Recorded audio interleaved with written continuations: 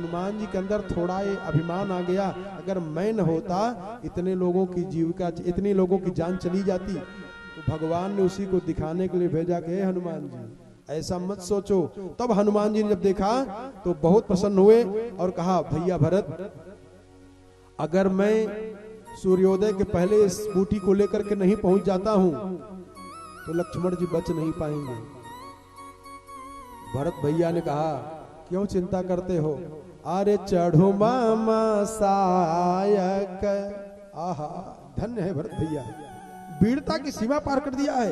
ओ हनुमंत लाल जी महाराज, जो अतुलित बलधामम है शैला भदेयम धनुज बन किसानम ज्ञानिनाम अग्रगण्यम सकल गुण निधानम वानराणाम धीसम। उन हनुमंत लाल जी को कह रहे हैं, कहा चढ़ो मामा सायक शैल समेता। चढ़ो मामा सायक शैल समेता। चढ़ो मामा सायक शैल समेता। चढ़ो मामा सायक शैल समेता। पठवाहूँ तो ही जहाँ कृपा निकेता। पठवाहूँ तो ही जहाँ कृपा निकेता। पठवाहूँ तो ही जहाँ कृपा निकेता। पठवाहूँ तो ही जहाँ कृपा निकेता। हनुमान जी ने सोचा कि हे भगवान, हम केवल पर्वत ही लेके जाने में इतना सोच रहे थे, ये कह रहे तुम भी बैठो पर्वत वो लेके बैठो। और कितनी देर में पहुंचाऊंगे जानते हो? कहा महाराज कितनी देर में? कहा जब आंख बंद करके खोलोगे तो भगवान के चरणों में पहुंचे रहोगे। अब हनुमान जी ने विचार बना लिया, हम तो झूठा ही भगवान राम की भक्ति में अपना जीवन गंवा रहे थे, अब तो ये जीवन इन भैया भरत के चरणों में मैं समर्पित करता हूं। और जब संजीवनी बूटी ले गए और दिए, सुखेन वैद्य ने ठीक किया, लक्ष्मण जी उठ करके बैठे, हनुमान जी कोने जाकर बैठे हुए हैं, मन गिराए बैठे हैं। भगवान बहुत बखान किए, करे हनुमान जी आपने बड़ा ये किया वो किया, मैं आपका ये उपकार जीवन भर नहीं भूलूंगा। हनुमान जी मुंह लटकाए बैठे हैं। कहा महाराज, हनुमान जी से पूछा भगवान राम ने, क्यों हनुमान क्या हो गया? कहा ठीक है महाराज, लेकिन अब मन जो है मेरा यहाँ नहीं लग रहा है, शरीर से मैं मजबूरी में हूं, लेकिन ये मेरा मन भैया भरत के चरणों में हमेशा के लिए समर्पित हो गया है। कहा कैसे? कहा आप कहते थे लेकिन मैं जान नहीं पाया, अब जान पाया हूं भरत जी क्या है। कहा क्या जाने? अरे कहा महाराज, उनके तर्कस में ऐसा बाण है, ऐसा बाण है कि जो पूरे दुनिया में किसी के पास नहीं है। भगवान ने कहा मेरे पास? कहा आपके पास भी नहीं है। कहा मेरे पास नहीं वो बाण है और वो भरत जी के पास है? कहा हाँ। कहा कौन सा बाण? कहा वो कहे कि चाहे जो भी हो, हरे चढ़ू मामा सायक, चाहे पुण्यात्मा हो, चाहे पापात्मा हो, चाहे कोई भी हो, ध्यान देना। कहा चढ़ू मम सायक शैल समेता, और पठवऊं तो ही जहां कृपा निकेता। कितना लोग तपस्या करते हैं, पूजा करते हैं, न जाने अनंत अनंत जन्मों तक सत्कर्म करते करते करते करते जब मर जाते हैं तब वो भगवान के धाम जाते हैं कि नहीं जाते हैं, भगवान नहीं जाने। भगवान राम ने कहा तो फिर हम भी तो जिसको बाण से मारते हैं उसको अपने धाम को भेज देते हैं। कहा भेजते तो हो महाराज, लेकिन उसकी जीवात्मा को अपने धाम में भेजते हो, आपके पास वो नहीं पहुंच पाता है। जिसको आप मारते हो उसका जीव निकल करके जाता है, आपके धाम में जाता है। और भरत भैया के बाण का चमत्कार है कि चाहे कोई भी हो, उस बाण का अगर आश्रय लेगा तो भगवान के पास आएगा ही आएगा और कहीं जाएगा ही नहीं। इससे बढ़िया सुंदर कोई और हो सकता है? सदगति भगवान के पास पहुंच जाए वो। भगवान ने कहा हाँ ऐसा तो है। कहा ऐसे ही नहीं, भरत जी ने ये दावा कर दिया आपके पास तो ऐसा है कि घर छोड़ो, परिवार छोड़ो, पत्नी को छोड़ो, उनको छोड़ो, ये तपस्या करो, ये व्रत करो, ये गंगा जी नहाओ, वो करो, तब कहीं आप अपने धाम को भेजते हैं। अथवा अपने लिए अपने सत्कर्म का पालन करे, तब आप अपने बाण के तीर्थ से भेजते हो अपने धाम। और भरत जी ने क्या कहा? शैल का मतलब क्या होता है जानते हो? गृह कारज नाना जंजाला, ते अति दुर्गम शैल विशाला। भरत भैया कह रहे हैं कि आप काम धंधा करते रहो, ये गृहस्थी का जो शैल है, पर्वत है, गृहस्थी का भी एक पर्वत है। कई लोग कहते हैं ना गृह कारज अरे नाना जंजाला, ते अति दुर्गम शैल विशाला। ऐसे गृह कारज नाना जंजाला रूपी विशाल शैल को, पर्वत को लेकर के भरत जी का आश्रय ले लीजिए। तो कहा पठवाऊं तो ही जहां, उनके धाम नहीं भेजूंगा, भगवान के पास भेज दूंगा, भगवान के पास बैठ जाओगे। ये भरत जी में है। कहते हैं इसके बाद जब पुनः लड़ाई होती है तो अब जब पता पाया रावण कि वो तपसी जी गया तो कुंभकर्ण को जगवाया। इसमें तो ऐसा बताएं भैया कि 1000 हाथी कुंभकर्ण के शरीर पर चल रहे हैं, 1000 हाथी, तब वो नहीं जाग पा रहे हैं, तब भी नहीं जाग रहा है। और राक्षस आए थे, वाल्मीकि रामायण, ये कुंभकर्ण है, ध्यान देना जरा। इसलिए कहता हूं भैया कथा सुनिए, कथा सुनिए, कथा में बहुत विशेषता होती है। वाल्मीकि जी महाराज लिखते हैं कि राक्षस लोग आए 150-200, तो जब ससिया छोड़ा कुंभकर्ण तो सब काफी दूर फेंका गए उसकी सांस की हवा से। और जब सांस अंदर लिया तो कितने लोग अंदर ही चले गए, निकल ही नहीं पाए। हजारों हाथी कुंभकर्ण के शरीर पे चल रहे हैं, तब भी नहीं जाग रहा है। सोचो कितना बड़ा उसका शरीर है। हजारों हाथी टहल रहे हैं, कोई मतलब ही नहीं निकला। फिर हाथियों को कहा कि इनको काटो, नोचो, चोथो, तब पर भी नहीं। फिर रावण बड़ी सेना करके उसके ऊपर कान में लोहे का अंदर घुसवाया, बड़े मुश्किल से तब जागा। जब जागा तो कहते हैं कि लंका की तिहाई जो बकरा, भालू, भैंसा, ये सबको खा गया पूरा। मदिरा जितना था सब पूरा पी गया, मदिरा में मस्त हो गया। तब जाकर के रावण के महल में जाकर रावण से प्रणाम करता है और कहा भैया क्यों जगवाया हमको। तो रावण पूरी बात बताया। कहा वो तपसी बच्चे आए थे और बहन के नाक कान काट लिए, मैं उनकी पत्नी हर लाया हूं। तो कुंभकर्ण ने कहा कि अपहरण क्यों कर लिए उनकी पत्नी को। कहा क्या करूं, बदला लेना था।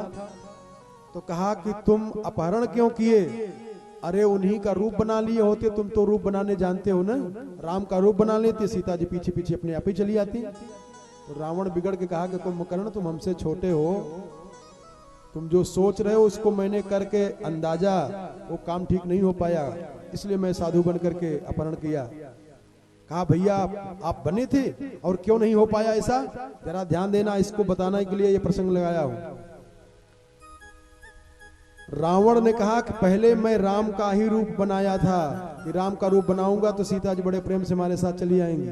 लेकिन हुआ क्या, कहा क्या, कहा जब मैं राम का नकली रूप बनाया तो संसार की जितनी भी स्त्रियां हैं सब हमको माता और बहन के समान दिखाई देना शुरू कर दिया। ए राम है, नकली रूप बनाने से संसार की जितनी भी स्त्रियां हैं सब माँ और बहन के समान दिखाई देनी शुरू कर दी। तो जो असली राम रहे होंगे उनका चरित्र कैसा होगा कल्पना कर लीजिए। इसलिए कहते हैं कि फिर तो कहा ठीक है भैया, लेकिन तुमने तो गलत किया है, अब लेकिन मैं तुम्हारा भाई हूं इसलिए मैं जा रहा हूं लड़ाई करने के लिए, आप चिंता मत करिए। कहते हैं जब कुंभकर्ण चलता है तो विभीषण ने बताया महाराज अब ये कुंभकर्ण आ रहा है, ये पूरी घटना बता देते थे। कहा इतना विशाल काय कौन आ रहा है, क्या हो रहा है, ये तो लग रहा है जैसे बादल चल रहा हो। कहा बादल नहीं महाराज, कुंभकर्ण है, कुंभकर्ण आ रहा है। सबसे पहले जाकर के विभीषण ने भाई भैया कुंभकर्ण को प्रणाम किया है। जब प्रणाम किए विभीषण तो कुंभकर्ण प्रसन्न हो गया। देखो नशा में रहने के बाद भी कुंभकर्ण ने विभीषण को धन्यवाद दिया। कहा धन्य धन्य तई, अरे धन्य विभीषण, विभीषण तूने बहुत अच्छा काम किया। क्यों, क्योंकि अब लंका का विनाश होगा और तूने बहुत अच्छा काम किया जो भगवान के पावन चरण शरण को ग्रहण कर लिया। और भयउतात निश्चर कुल भूषण, अभी हम लोग जितने राक्षस हैं, अब ये निश्चर कुल दूषण है, लेकिन तू निश्चर कुल भूषण हो गया। बंधु बंश तई कीन उजागर, और भजऊ राम शोभा सुख सागर, बचन कर्म मन कपट तज भजहु राम रणधीर, जाहु न निज पर मुझ मोहि भयहु काल बस वीर। अब तुम हट जाओ यहां से। क्यों? क्योंकि मैं काल के गाल में जाने वाला हूं, अब मैं बच नहीं पाऊंगा, इसलिए हट जाओ। मैं इतना नशा कर लिया हूं कि अब हम तुमको भी नहीं पहचान पाऊंगा। विभीषण प्रणाम करके हट जाते हैं। तब महर्षि लिखते हैं, वायुवादाय तपोरमास्त्रम राम प्रक्षेप निशाचराय, समुद्गरंतेन जहार बाहुम सकृत बाहुस्तुमुलम ननाद। इतना भयानक शरीर है इसका, चारों तरफ से हल्ला आवाज आ रही है। बंदर भालू को तो ऐसे पैर से मसलते चला जा रहा है।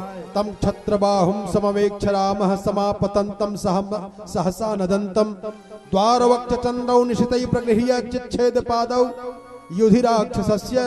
अब जितने बानर भालू हैं बेचारे डर के मारा भाग रहे हैं, और ये सबको किसी को मार दे रहा है, किसी के ऊपर हाथ रख दे रहा है, गिर पड़ रहे हैं।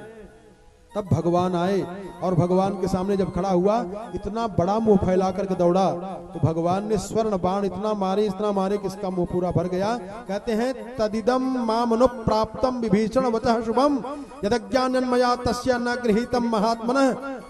और इनकी बात मान करके तथाद्य शैता रामो मया युद्ध निपातितः, श्रुत्वा त्रिशिरो वाक्यम रावणो राक्षसाधिपः। त्रिशिरा इनके साथ में आया था कुंभकर्ण के, वो भी मारा गया। और जब भगवान के इतने बाण गए कि इसका मुंह पूरा भर गया, और भरा का भरा रह गया, मुंह बंद नहीं कर पाया, तीसरा भी मारा गया। तो रावण को जब यह समाचार मिला तो रावण को बड़ा कष्ट हुआ। पहली बार रावण अगर चिंतित हुआ है तो कुंभकर्ण के मरने पर चिंतित हुआ है। इसके बाद बड़े बड़े वीरों को फिर भेजा, बड़े शरीर वालों को भेजा, वो सब लोग आए और वो लोग भी मारे गए। तब तैयार होता है कौन? मेघनाद। मेघनाद तैयार हुआ और कहा, पिताजी चिंता मत करिए। तो इनको वरदान था मेघनाद को कि उस जगह पे जा करके अगर ये यज्ञ पूरा कर ले जाएंगे तो फिर इनको कोई मार नहीं पाएगा। पहली बार जब आया तो इसने खूब माया करके लड़ाई किया, लड़ाई करके रहे अंतर्धान हो जाए, फिर प्रकट हो जाए, फिर अंतर्धान हो जाए। ऐसा करते करते करते करते इसने कई बार किया। फिर देखा कि कोई बचने वाला नहीं है, सब राक्षस मारे जा रहे हैं। तब इसने सोचा कि जाकर के मैं अब वो यज्ञ कर ही लूं। तो जब यज्ञ करने के लिए गया है और धुआं निकला चारों तरफ, तो भगवान पूछे, भैया विभीषण ये इतना धुआं क्यों निकल रहा है? विभीषण ने बताया, कहा महाराज ये जो धुआं निकल रहा है, अगर इसने निकुंभिला समप्राप्त मकृताग्निंच यो रिपुः, निकुंभिला में ये एक यज्ञ कर रहा है, और अगर इसका यज्ञ पूरा संपन्न हो गया तब ये कभी मरेगा नहीं। कहा ये वो है? कहा हाँ। तब अंगद, हनुमान, नल, नील ये सबको भी वहां पहुंचे, और वहां जब पहुंचे हैं तो बधायेन्द्र जितो राम संदिस्व महाबलम हते तस्मिन हतम विद्धि रावणम ससुवाभृतम। कहा जब वहां गए हैं तो ये बीच में ही यज्ञ छोड़ करके लड़ाई करने के लिए तैयार हो गया। कौन? मेघनाद। अगर ये जहां लड़ाई करने के लिए गया, जहां ये यज्ञ करने के लिए गया था, वहां अगर ये पूरी यज्ञ कर ले जाता तब ये मरता नहीं, लेकिन राक्षस था, जोश आ गया और यज्ञ बीच में ही छोड़ दिया। इससे महर्षि जी एक शिक्षा दे रहे हैं, एक शिक्षा दिला रहे हैं। क्या शिक्षा? ये दिला रहे हैं कि अगर आप धर्म पे चलेंगे तो सारा काम सिद्ध अपने आप हो जाएगा, कुछ नहीं करना पड़ेगा। और उसको छोड़ दिए। जैसे किसान जब खेती करता है, जैसे समय खेती गेहूं वाली खेती हुई, तो किसान खेत जोतता है, पानी देता है, उसकी मिट्टी को ठीक करता है, घास निकालता है और उसमें गेहूं बोता है। इस दृष्टि से गेहूं बोता है कि गेहूं के बदले हमको इसमें से गेहूं हो, ऐसे ही सोच के तो बोता है।